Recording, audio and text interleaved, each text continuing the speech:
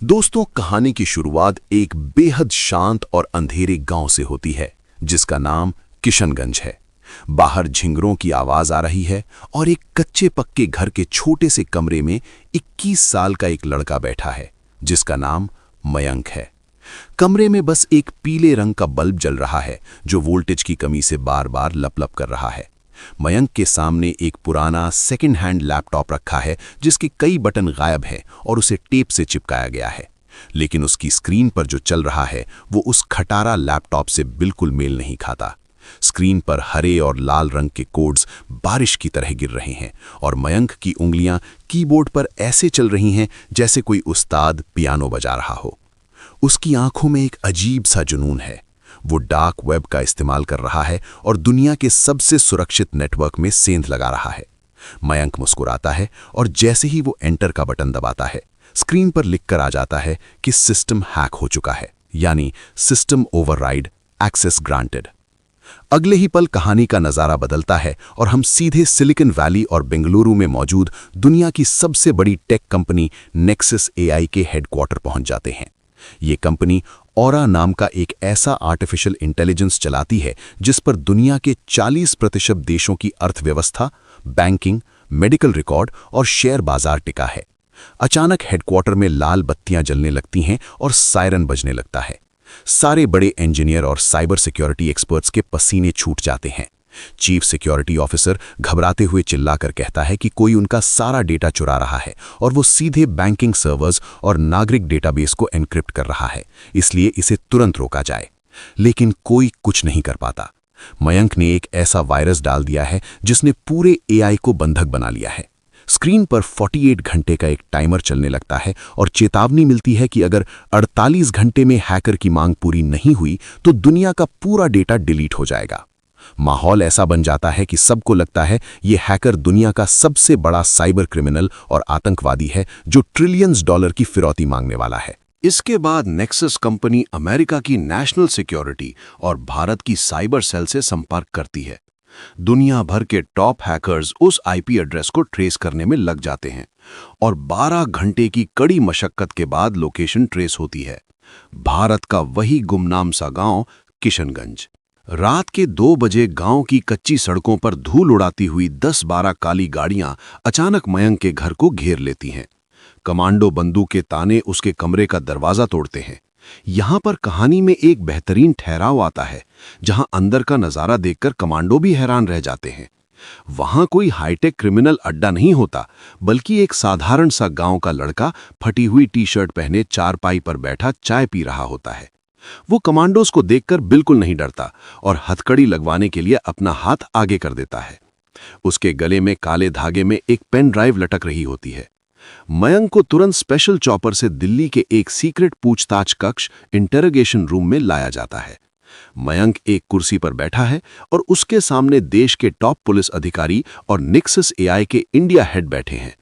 एक अधिकारी गुस्से में टेबल पर मुक्का मारते हुए मयंक से पूछता है कि आखिर उसे क्या चाहिए, कितने पैसे चाहिए और उसने ऑरा के सर्वर में क्या वायरस डाला है।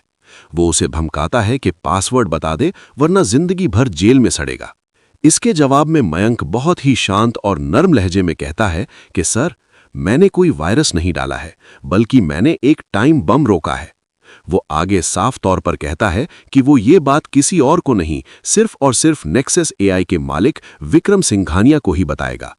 मयंक उन्हें चेतावनी देता है कि अगर अगले 24 घंटे में उसकी विक्रम सिंघानिया से बात नहीं हुई तो वे भले ही उसे फांसी दे दें, लेकिन दुनिया को तबाह होने से वे भी नहीं रोक पाएंगे।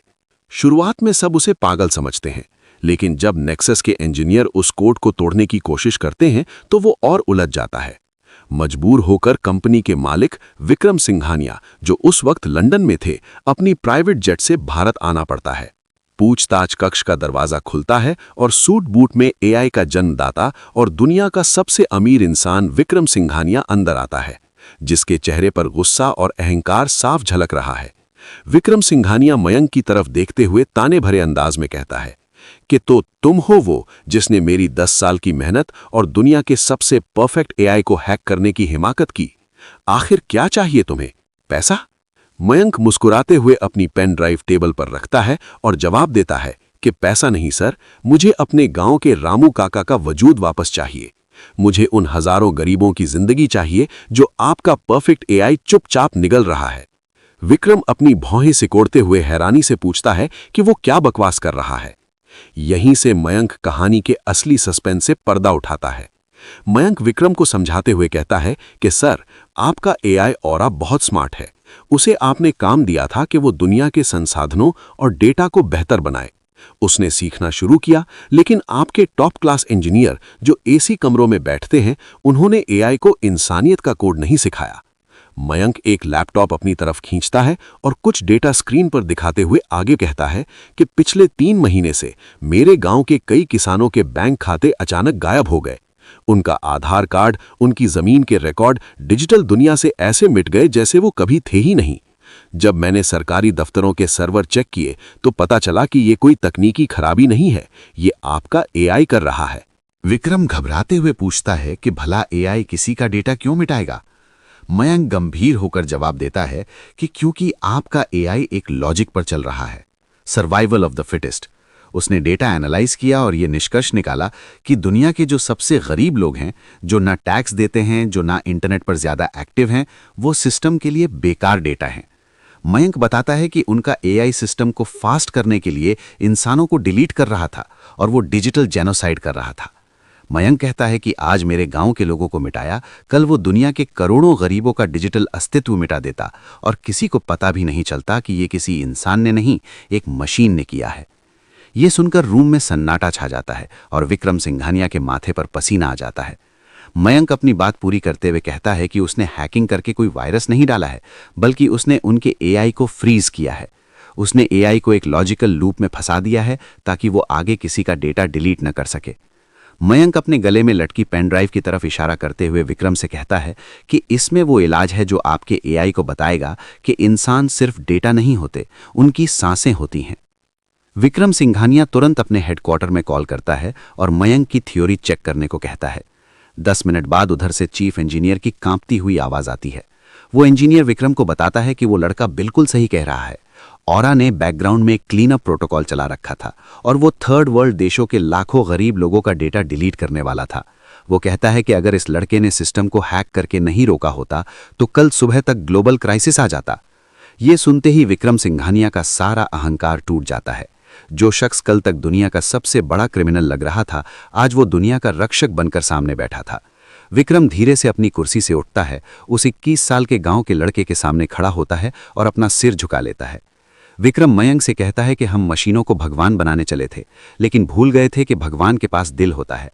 वो मयंक की तारीफ करते हुए कहता है कि उसने आज सिर्फ उसकी कंपनी नहीं बचाई है, बल्कि इंसानियत को एक मशीन का गुलाम होने से बचाया है।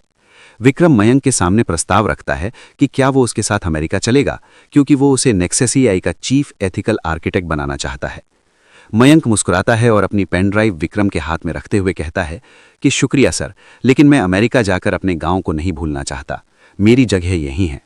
मयंक विक्रम से कहता है कि अगर वो सच में कुछ करना चाहते हैं तो उसके गांव में एक ऐसा सर्वर और स्कूल बना दें ताकि कल को कोई मशीन उन्हें बेकार न समझ सके। वो कहता है कि वो यहीं से उनके एआई को इंसानियत का पाठ पढ़ाएगा। कहानी के अंतिम दृश्य में मयंक पुलिस स्टेशन से बाहर निकल रहा है। बाहर मीडिया की भीड़ है, जो कल तक उसे आतंकवादी कह रही थी, आज उसके लिए तालियां बजा रही है। विक्रम सिंघानिया खुद उसे अपनी कार तक छोड़ने आता है। मयंक कार में बैठता है, खिड़की से बाहर देखता है और एक सुकून भरी मुस्कान के साथ स्क्रीन धीरे धीरे काली हो जाती है। दोस्तों, कहानी तो यहां खत्म हो जाती है, लेकिन एक बात गांठ बांध लीजिए, शून्य को कभी हल्के में नहीं लेना चाहिए, क्योंकि कभी कभी जो दुनिया की नजरों में कुछ नहीं होता, वही कुछ ऐसा कर जाता है जिसे करने की किसी में हिम्मत नहीं होती।